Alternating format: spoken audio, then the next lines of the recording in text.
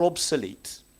How they keep going, I don't know. They're not. You couldn't buy refills for those because it's not legal stuff to put in them anymore. We need new ones. We need to change the plant room round in order to rationalise the heating. We need to upgrade the fire doors, and we need furniture to be replaced. This stuff is 15 years old. Trying to pick that up, put it out all the time is becoming very difficult. And so what we're wanting to do is, I'm not going to, and I could do a really good American accent promising you health and wealth and thousands of times return, but I won't, because Mervyn's here and he'd kill me. But what we want to do is to share the issue with you. This is a church that has been going on for some time, hasn't it? We have ministered to people in Clevedon. People have got saved here. People have been baptized here. People come here to get right. I do. This place has done me a lot of good. There are people who will get up, roll their sleeves up and do stuff here. And we're asking for people who can, to do what you can. Now, there are various things you can do. You can give money.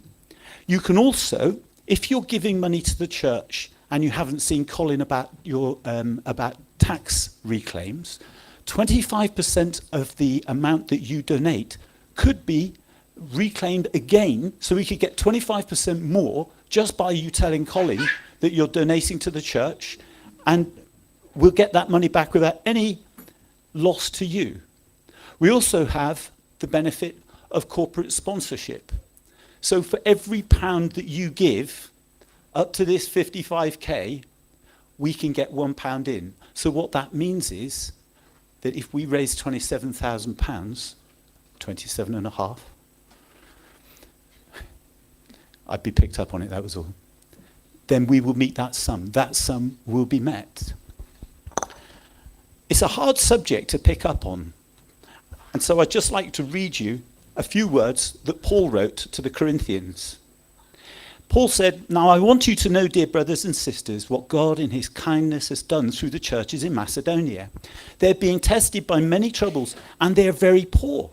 But they are also filled with the abundant joy which has overflowed in rich generosity. For I can testify that they gave not only what they could afford, but far more. And they did it from their own free will. They begged us again and again for the privilege of sharing in the gift for the believers in Jerusalem. They even did more than we had hoped.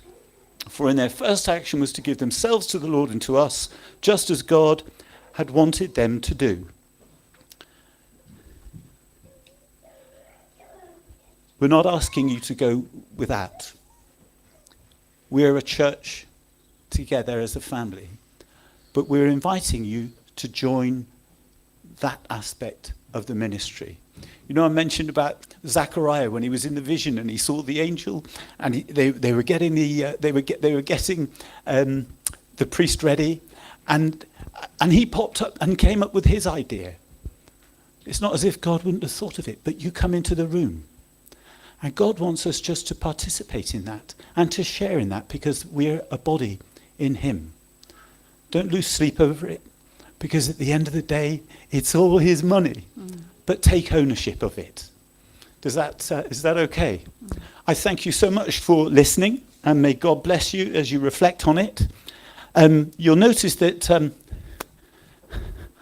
I got Richard's away, and I got to pick the songs this week.